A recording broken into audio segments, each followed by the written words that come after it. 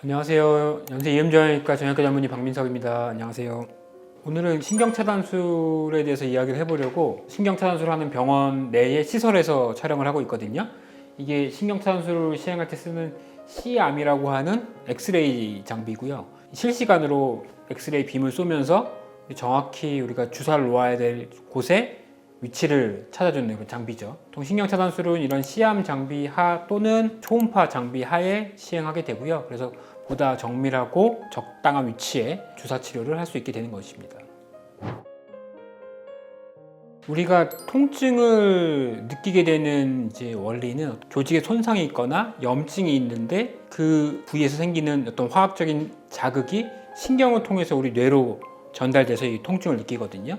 근데 신경차단술은 이 염증 일어나는 곳에 염증을 좀 억제해 주거나 아니면 신경 전달하는 곳을 차단을 시켜서 통증을 억제하는 원리를 갖고 있고요. 그래서 염증을 좀 억제하기 위해서 스테로이드라는 약물을 쓰는 경우도 있고, 이 신경의 통증을 일어나는 것을 전달을 차단하기 위해서 신경을 차단하는 성분의 약물을 좀 쓰기도 합니다. 그런 주사를 통칭해서 저희가 신경차단술이라고 합니다.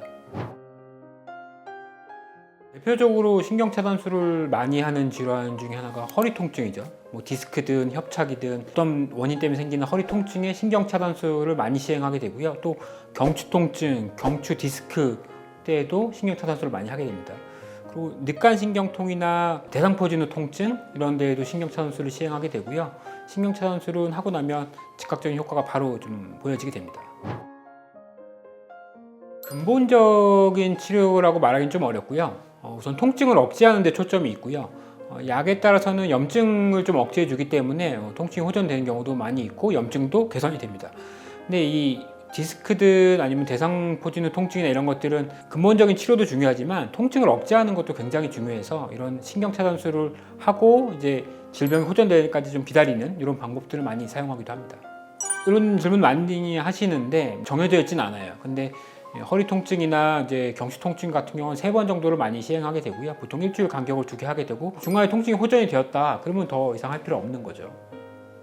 주사 치료에는 부작용이 있어요. 어떤 주사 후 시술부에 감염이 될 수도 있고, 그리고 통증이 적절히 호전되지 않고 자꾸자꾸 재발하는 경우도 있고, 그리고 스테로이드 약물을 쓰게 되면 스테로이드 약물에 따른 부작용이 생길 수도 있어요. 근데 스테로이드 약물을 꼭 쓰는 건 아니고 경우에 따라서 염증이 좀 심하다라고 판단됐을 때는 스테로이드 약물을 좀 쓰기도 해서, 스테로이드 부작용 같은 경우에는 보인다 싶으면 스테로이드 빼고 치료를 해야겠고요. 그리고 신경을 차단하는 약물에 대한 부작용도 가끔 생길 수 있는데 이건 좀 드물긴 합니다.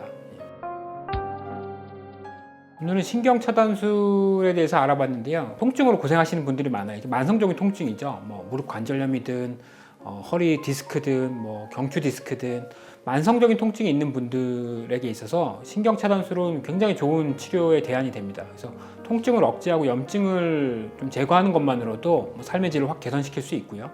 통증이 계속 있으신 분들은 치료 주사 받으시면 큰 효과를 볼 수 있을 겁니다. 감사합니다.